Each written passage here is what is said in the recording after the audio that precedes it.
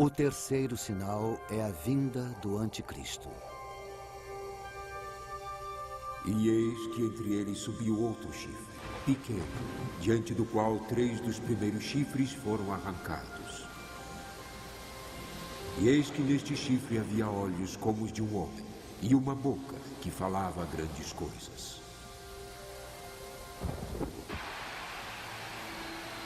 O profeta Daniel previu a ascensão de um ditador de uma confederação de 10 países com quartel-general em Roma.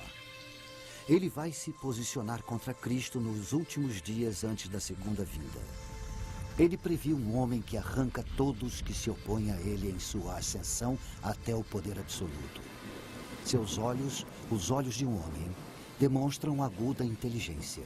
E sua boca, que fala grandes coisas, prediz um orador de grande autoridade. Um orador carismático que hipnotiza a massa de seguidores. Para ele, as pessoas entregam tudo: sua vontade, sua lealdade, seu amor, sua liberdade, sua própria alma. Estão convencidas de que ele é o Salvador. Num mundo de guerras sangrentas, ele acena com a paz.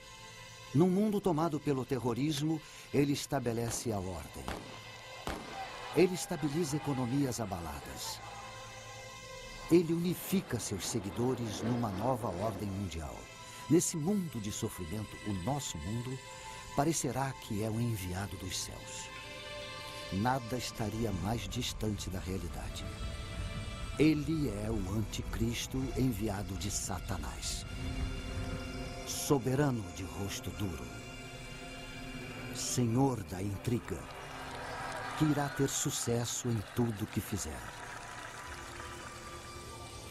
Se a profecia estiver certa, é possível que o anticristo já se encontre entre nós. Temos várias razões para acreditar que será europeu. Eu ou você já podemos ter esbarrado nele na rua de alguma cidade. Ou ter sentado ao lado dele num avião. Ou sentado no mesmo banco de praça em Paris.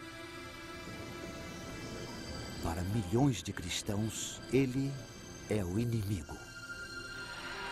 Em sua luta pelo poder, ele vai acumular cada vez maior apoio popular. E por que não? Para as multidões profanas do Ocidente que estão cansadas das guerras seguidas e intermináveis. De rivalidades entre grupos e massacres. Cansados de limpezas étnicas, da chaga das drogas, do crescente terrorismo, cansados da aparente falta de sentido da vida. Toda uma geração de jovens vai ver nele um ideal de vida pela disciplina. Ansiosos por viverem pelo ideal dele e morrerem por esse ideal.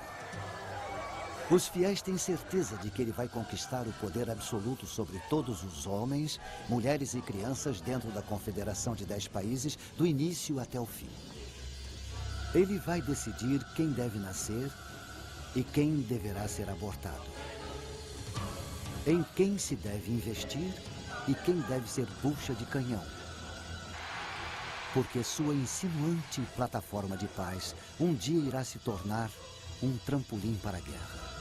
Ele vai decidir quem dentre os velhos deverá ser eliminado depois de não ser mais útil. E não vai tolerar discordância nem discussão.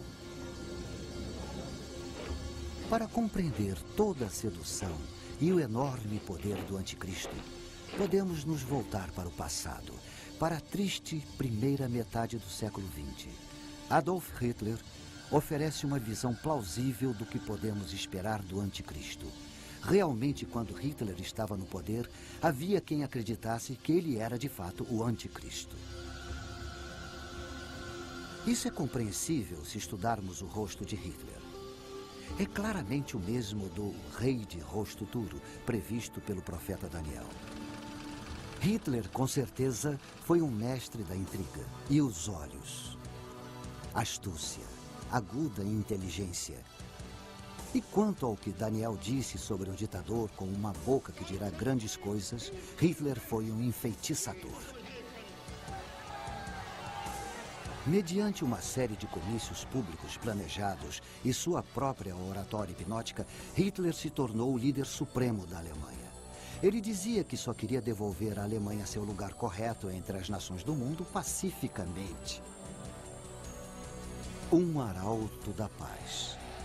Os cristãos acreditam que é assim que o anticristo vai se apresentar em sua subida ao poder.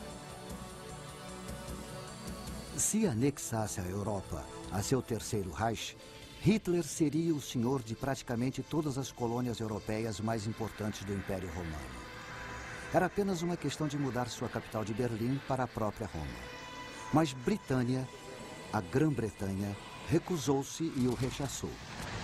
Quando a Segunda Guerra Mundial se voltou contra ele, pareceu menos provável que Hitler pudesse ser o anticristo da profecia. Mesmo assim, Adolf Hitler é o mais próximo que podemos pensar para entender a ideia cristã de um anticristo. Como Hitler, ele irá hipnotizar as massas para depois escravizá-las. O Reich de 1000 anos de Hitler durou menos de 12 anos. Durante esse tempo, entretanto, o domínio que Hitler exerceu sobre os povos e países foi assombroso.